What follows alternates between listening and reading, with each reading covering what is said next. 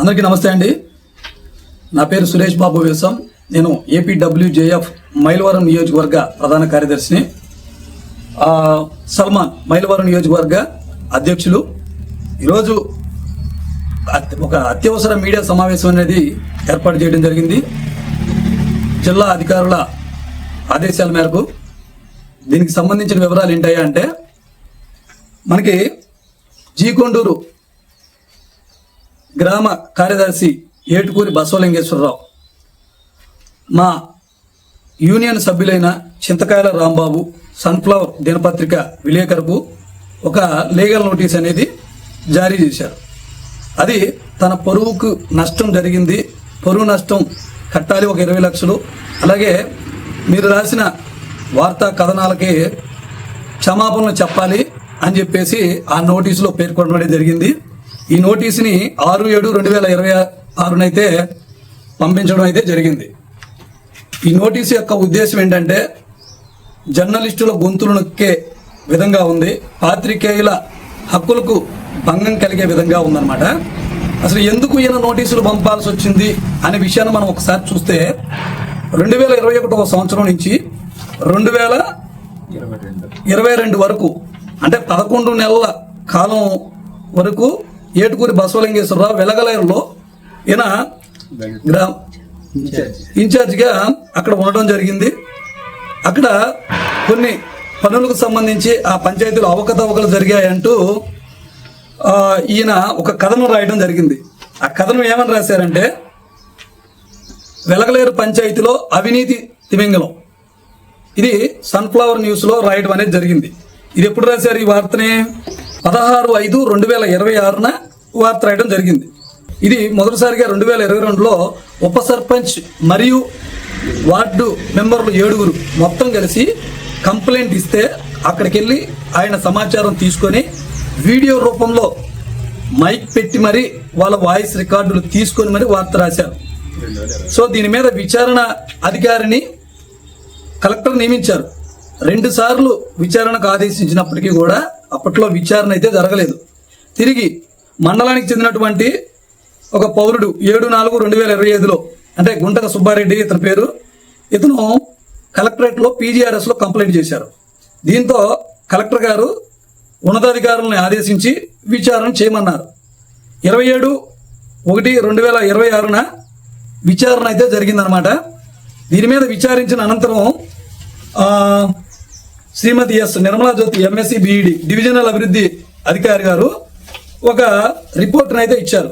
చూడండి ఈ రిపోర్ట్ అనమాట, మొత్తం A to Z ఈ రిపోర్ట్లో ఉంది. ఇది ఎప్పుడు వచ్చిందంటే 6/5/2026 వచ్చింది. దీని మీద క్లియర్గా, చాలా క్లియర్ అంటే క్లియర్గా వాళ్ళు ఇచ్చారు.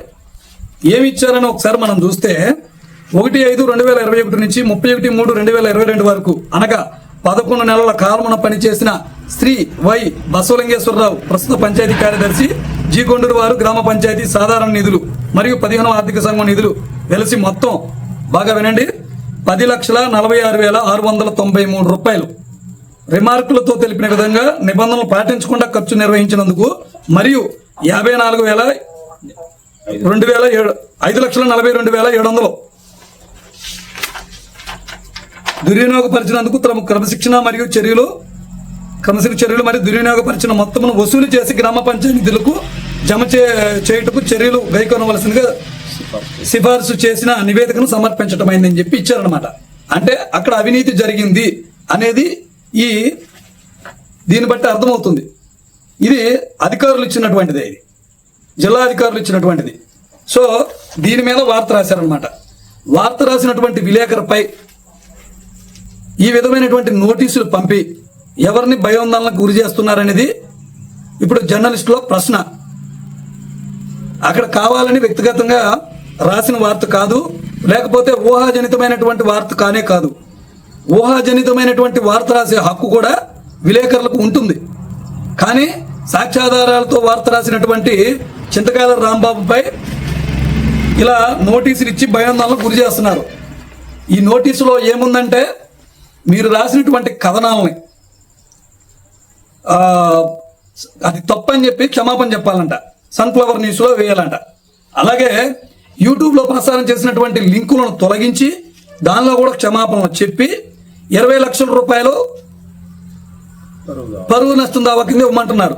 మరి అధికారులు తెలిసినటువంటి అవినీతి ఎంతయ్యా అంటే అక్షరాల 15,89,393 రూపాయలు. ఇందాక మీకు చెప్పాను కదా లెక్క, ఆర్థిక సంఘం నిధులు మామూలు నిధులు కలిపి.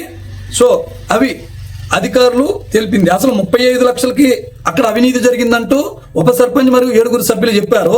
దాన్ని అధికారులు ధృవీకరించింది. ఇప్పుడు నేను చెప్పిన అమౌంట్ 15,89,393 రూపాయలు మాత్రమే. సో ఈ విచారణ జరుగుతుంది. దీనిపైన ఇంకా ఉన్నతాధికారులు యాక్షన్ తీసుకోనే లేదు. ఈయన విలేకరుల్ని భయాందోళనకు గురి చేసే కార్యక్రమాన్ని చేపట్టారు. ఇంకా ఈయన గురించి చాలా కంప్లైంట్లు చెప్పారు, కానీ మా అన్ని మాట్లాడటం సమంజసం కాదు. కేవలం మనం సబ్జెక్టు మాత్రమే మాట్లాడుతున్నాం. చింతకాయల రాంబాబుపై ఇలా నోటీసులు పంపి భయాందోళనకు గురి చేస్తే భయపడే వాళ్ళు ఎవరూ లేరు ఇక్కడ. అయితే ఇది పంపించినటువంటి లాయర్ గారు మరి సంస్థకు కూడా పంపించాలి. సంస్థకు పంపించలేదు, కేవలం విలేకరులకు మాత్రమే పంపించారు. సంస్థకు పంపించడానికి భయమా లేకపోతే మీకు తెలియదా అని కూడా అడుగుతున్నాం. అదేవిధంగా ఉన్నతాధికారులకు కూడా నోటీసు పంపించారు. ఉన్నతాధికారులతో పాటు గ్రామ పౌరులు, మండల పౌరులకి, అలాగే విలేకరికి దీనిపైన విచారణ చేసిన అధికారికి పంపించడం అనేది ఇక్కడ మరి అతను ధైర్యానికి చెప్పుకోవాలో లేకపోతే వ్యవస్థలు మేనేజ్ చేస్తున్నారో అనేది ఇక్కడ ప్రశ్నార్థకంగా ఉంది.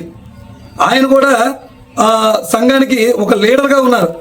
ఒక లీడర్గా ఉన్నటువంటి వ్యక్తి ఇలా ఒంటెత్తు పోవడం కరెక్ట్ కాదని చెప్పి మా జర్నలిస్టు సంఘం అయినటువంటి APWJF Andhra Pradesh working journalist federation తరఫున దీన్ని తీవ్రంగా ఖండిస్తున్నాం.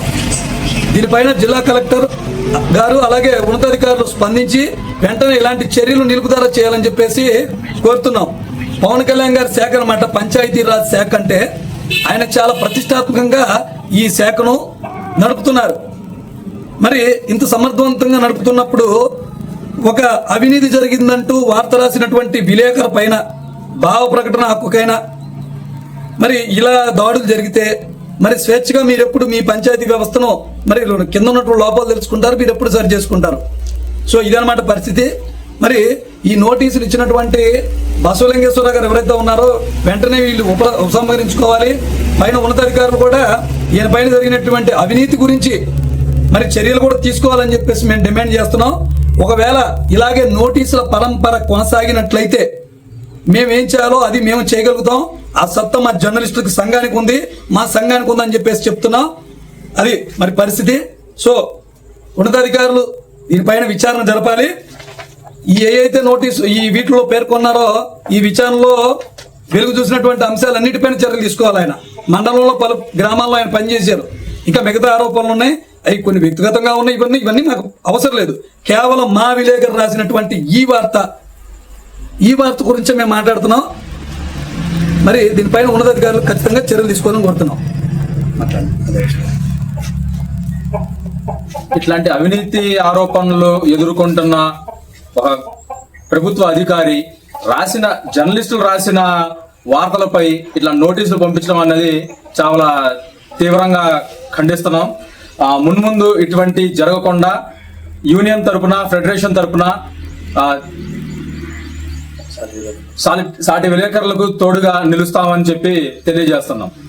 వర్ధిల్లాలి ఏపీడబ్ల్యూజేఎఫ్ నాయకత్వం. వర్ధిల్లాలి. జై ఏపీడబ్ల్యూజేఎఫ్. జై జై.